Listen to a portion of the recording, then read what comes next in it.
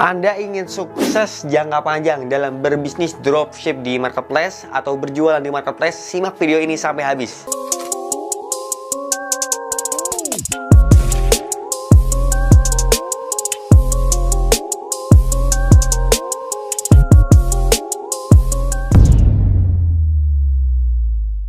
Jangan lewatkan jadwal live streaming saya setiap 2-3 hari sekali, setiap malam kurang lebihnya jam 8 sampai jam 9 atau jam 10 malam. Di sana nanti Anda bisa bertanya, bisa konsultasi, dan bisa ngobrol langsung dengan saya ya, langsung kita ngobrol-ngobrol. Jadi jangan lupa teman-teman klik subscribe dan klik tombol lonceng di sebelahnya agar Anda jadi orang yang pertama kali dapat notifikasi ketika saya live streaming.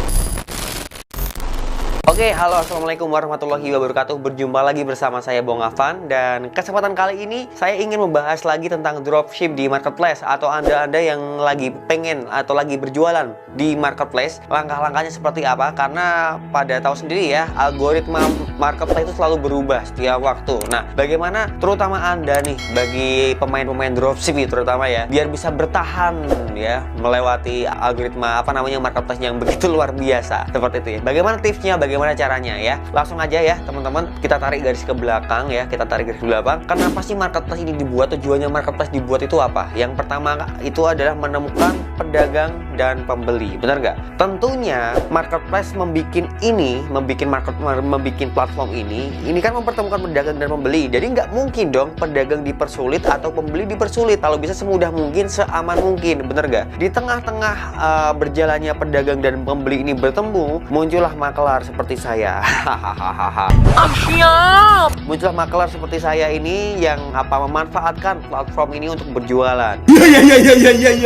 Seperti itu, untuk mencari penghasilan ya, menjadi makelar atau bahasa kerennya dropship ya. Aku mencari produk di Tokopedia, aku ambil datanya, gambarnya, deskripsinya, judulnya, beratnya, harganya aku ambil, aku upload lagi di marketplace yang lain. Seperti misal aku ambil di Tokopedia, jual di Bukalapak atau jual di Shopee dan lain-lain kayak gitu ya. Semenjak adanya makelar atau dropship ini ya, sebenarnya nggak masalah ya. Awal-awalnya sih nggak masalah, tapi semakin kesini semakin memperketat ya. Kalau kita tarik garisnya, itu kenapa kok diperketat? Yang diperketat itu siapa? Pembelinya, pedagangnya, atau makelarnya, dropshipnya? Kalau menurut teman-teman tahu sendiri jawabannya. Yang diperketat itu adalah dropshipnya. Kenapa diperketat? Karena waktu dulu ya, itu termasuk saya pribadi, saya mengakui ya, termasuk saya pribadi itu pemain dropship yang spam. Artinya saya membuat toko yang banyak ya, upload foto produk-produk yang banyak di dalamnya. Waktu itu saya punya kalau nggak salah 200 toko. 200 toko itu masing-masing tokonya isinya 10.000 waktu itu. Waktu dulu, sekarang nggak bisa.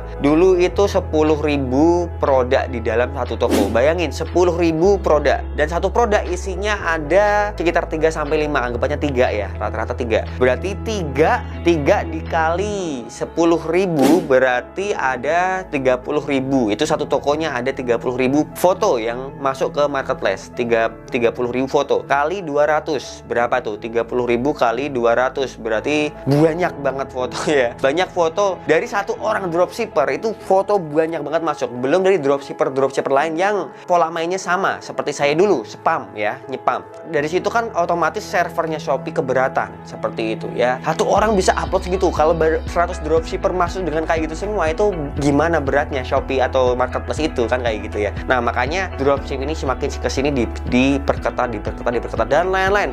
Banyak permasalahan dropshipper yang mungkin tidak disenengin sama marketplace. Nah, pada itu semua akhirnya saya berubah cara menjadi ke optimasi kayak gitu. Nah, langkah-langkahnya gimana biar Anda terutama dropshipper biar bisa bertahan atau menerjang algoritma seperti itu.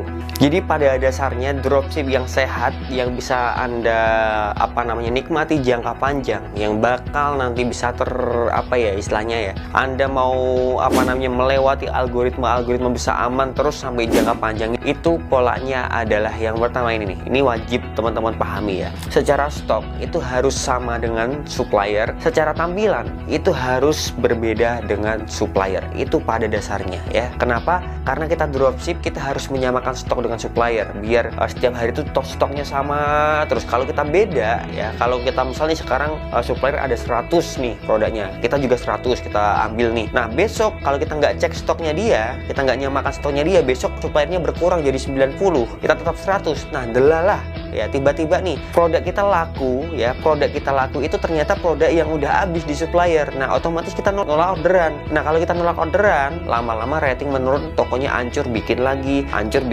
capek lama-lama ya, seperti itu. Kenapa tampilan visual harus beda? Tampilan biar beda, biar apa ya, terkesan seolah-olah di matanya marketplace kita tuh bener-bener pedagang murni, pure ya. Secara gambar kita bedakan, secara apa namanya judul kita bedakan, deskripsi mungkin kita bedakan, variasinya dibagusin dan lain-lain. Oke. Dan berikut adalah langkah-langkah yang Anda harus kerjakan ketika Anda pengen menjadi dropshipper yang bener-bener sehat, yang jangka panjang. Dan ini berguna juga buat Anda yang punya produk sendiri yang main di marketplace. Oke, yang pertama tentukan dulu, pilih dulu supplier yang bener-bener bagus. Satu supplier aja, dimulai dari satu toko, nggak usah banyak-banyak ya. Satu toko aja. Kalau teman-teman langsung bikin 100, langsung bikin 50 toko, puyeng nanti ya, puyeng bener-bener nggak terurus, malah nggak teroptimasi semua, malah kacau semua. Satu aja dulu ya, satu dulu ramein ya. Cari satu supplier di satu toko Anda ya yang paling bagus. Karena kita mencari satu supplier, pilihlah yang terbaik, yang terbagus, yang paling cepat responnya, yang bisa resi otomatis. Resi otomatis ya, ini di garis bawah ini. Resi otomatis, cashless, AWB Topet dan lain-lain. Resi otomatis, teman-teman bisa pahami lagi nanti ya. Resi otomatis itu wajib. Nah, produknya nggak usah banyak-banyak, mungkin di bawah 1000 aja ya, di bawah 1000. Cari supplier yang produknya bagus, yang ratingnya bagus, produknya di bawah 1000 dan harus bisa resi otomatis ya. Karena nanti semua marketplace itu, prediksi kami ya, itu semua marketplace bakal pakai resi otomatis. Nah, kalau itu semua terjadi, kita sebagai dropshipper, kalau kita nggak persiapkan dari sekarang, nanti bakal puyeng, bingung lagi ya. Makanya cari supplier yang bisa resi otomatis, yang mintain nomor WhatsApp-nya, nanti Anda order lewat sana dengan resi otomatis dari Anda. Kayak gitu, oke? Karena supplier ini adalah nyawanya kita. Ya, cari yang terbaik. Banyak yang ngomong, "Mas, saya mau menjual produk apa ya yang laris ya di marketplace?" Kalau saya bilang, saya nggak pernah mencari produk terlaris ya. Saya hanya fokus mencari supplier yang keren, yang bagus, yang ratingnya keren, yang bisa resi otomatis. Kenapa seperti itu? Karena ketimbang saya nyari produk yang laris, nanti kita fokusnya nyari produk suppliernya beda-beda. Kalau kita nyari supplier yang bener-bener supplier yang bagus, pasti di dalam toko supplier itu ada produk terlarisnya. Jadi nggak perlu repot nyari produk terlaris, cari aja supplier dulu ya. Setelah ada nyari supplier yang bagus, Anda bikin toko semenarik mungkin ya, bikin toko yang menarik, yang bagus, yang fotonya bagus, sampulnya bagus, deskripsi tokonya bagus ya. Kalau bisa ditambahin tuh di Shopee ada headline ya, headline toko, teman-teman tambahin headline toko ya, biar semenarik mungkin, biar orang tuh merasa toko Anda itu profesional kayak gitu ya. Berikan informasi di keterangan toko ya, seinformatif mungkin, seperti jam kerja, jam pelayanan dan lain sebagainya.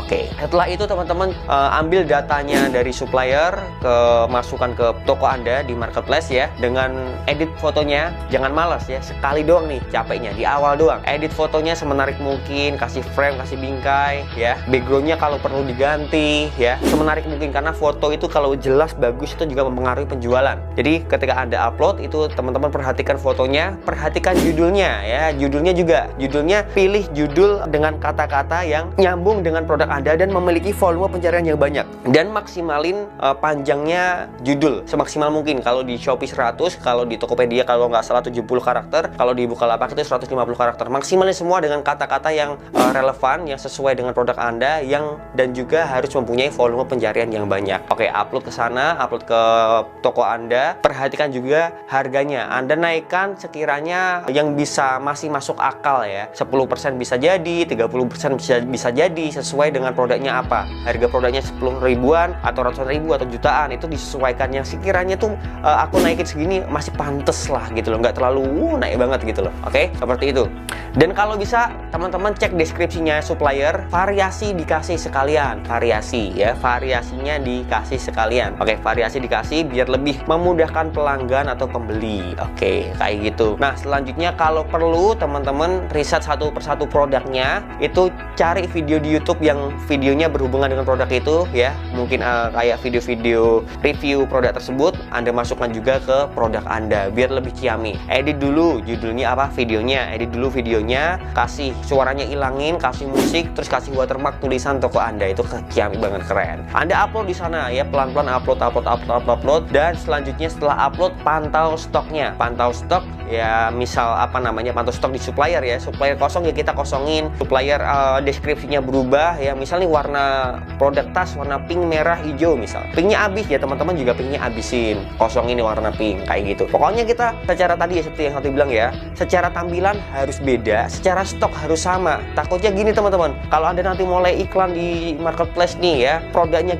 teman-teman nggak di stok, nggak disamakan stoknya, Anda iklan produk terus produknya itu habis, percuma do iklan ya. Iklan kan untuk membuat rating tokonya bagus, pengunjungnya banyak, pada beli dan ratingnya bagus. Stok aja nggak diperhatikan, gimana mau bagus gitu ya. Jadi setelah Anda upload tuh wajib pantau stoknya supplier, samakan dengan toko kita. Itu tuh, oke. Selanjutnya teman-teman harus siap di pelayanan ya, pelayanan fast respon ya, ramah, melayani dan lain sebagainya. Itu kenapa? Karena aku sendiri ngerasain ya, ketika aku beli di marketplace ya, ketika aku nanya ke toko A gitu ya, produknya ini ready nggak, warna ini ready nggak, bisa dikirim hari ini apa nggak, orangnya ini nggak respon, aku pasti tanya yang lain, tanya produk sejenis yang lain, toko yang lain, berharap ya apa cepat dibales ya kan. Nah, aku beli kemana? Biasanya aku beli ke toko-toko yang responnya cepat. Selain tadi memperhatikan ulasannya dan lain-lain, aku pasti cari yang cepat juga kayak gitu teman-teman ya. Jadi pelayanan itu juga penting kayak gitu. Oke, selanjutnya teman-teman coba pakai teknik-teknik yang lain seperti garis coret ya. Garis coret misalnya nih harganya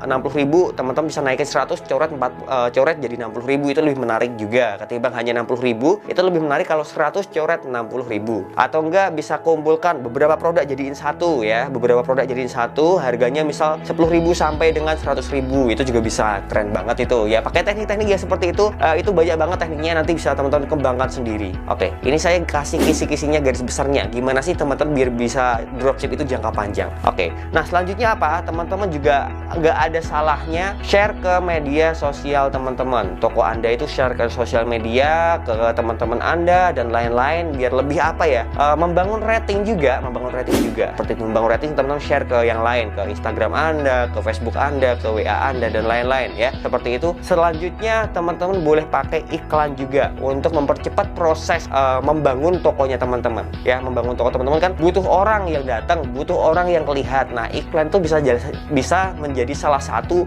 apa namanya ya, alat yang paling ampuh iklan. Tapi iklan tuh ada beberapa teknik, teman-teman harus mencoba dulu ya. Jangan asal iklan juga, nanti takutnya rugi kan. Teman-teman harus perhatikan, oh iklannya seperti apa, produk yang saya iklankan itu nanti yang mana, kiranya yang penjualnya yang bagus yang kayak gimana, yang lagi rame sekarang tuh apa, di toko kita ada nggak, kayak gitu kan. Teman-teman cek. Tapi pada dasarnya iklan ini membantu teman-teman untuk meningkatkan traffic. Kalau teman-teman tadi udah bagus, kalau tokonya udah bagus, supplier bagus, produknya bagus, variasi semuanya udah komplit seperti yang aku bilang barusan tadi ya, itu iklan itu keren banget ya, iklankan di sana seperti itu ya. Nah, lakukan itu di satu tokonya teman-teman, gak usah banyak-banyak ya. Biar apa? Biar bisa mengoptimasi toko Anda, satu toko aja dulu, kembangkan dulu ya. Kalau udah rame tokonya, udah bisa menghasilkan tokonya banyak gitu ya, konsisten hasilnya, Anda bisa cari tim untuk mengelola toko tersebut. Anda punya waktu luang, Anda bangun toko yang kedua ya. Membikin 10 toko itu butuh proses. Kalau bisa tuh satu toko dihandle satu tim, satu toko dihandle satu tim, satu toko dihandle satu tim. Misal punya 10 tim, misal nih satu toko itu menghasilkan 5 juta aja, nggak usah banyak. 5 kali 10 toko udah berapa? 50 juta boy.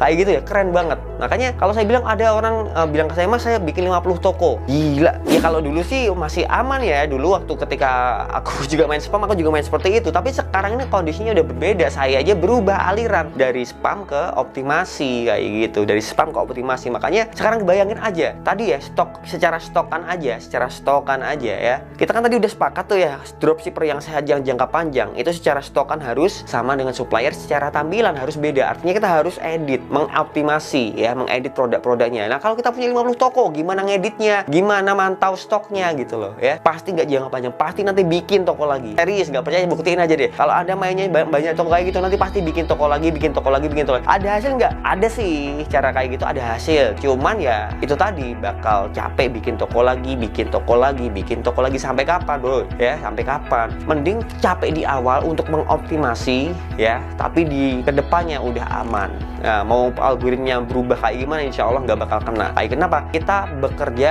dropship ini bekerja sesuai dengan apa namanya ya, yang dipengenin sama marketplace kan seperti itu. Iya, sekarang gimana? Kita seolah-olah sama loh dengan supplier. Kita nggak pernah nolak barang ya kan, kita nggak, gambarnya beda, judulnya beda ya kan, kita nggak spam barang, chat dilayanin. Itu kan yang dipengenin marketplace. Apalagi coba kekurangannya? Itu teknik yang benar menurut saya. Ini teman-teman bisa setuju bisa enggak, tapi pengalaman saya, karena dulu sayanya juga pemain spam, upload produk yang banyak, bikin toko yang banyak. Tapi sekarang aku udah berubah dan alhamdulillah udah mulai luar biasa, udah mulai santai banget, nggak kayak dulu gerusa-gerusu ya. Semoga teman-teman bisa ambil yang baik-baik dari saya ya. Kalau setuju boleh dilakukan, kalau nggak setuju ya buat wawasan aja lah ya, nggak usah nyinyir, nggak usah apa-apa ya. Kita bersahabat semuanya, oke? Semoga teman-teman semua sukses, semoga teman-teman sehat selalu, keluarga juga sehat, rezekinya lancar, bisnisnya berkembang, dan saya doakan apa yang jadi kepengenan Anda terwujud. Oke, jangan lupa doakan saya biar cepet nikah.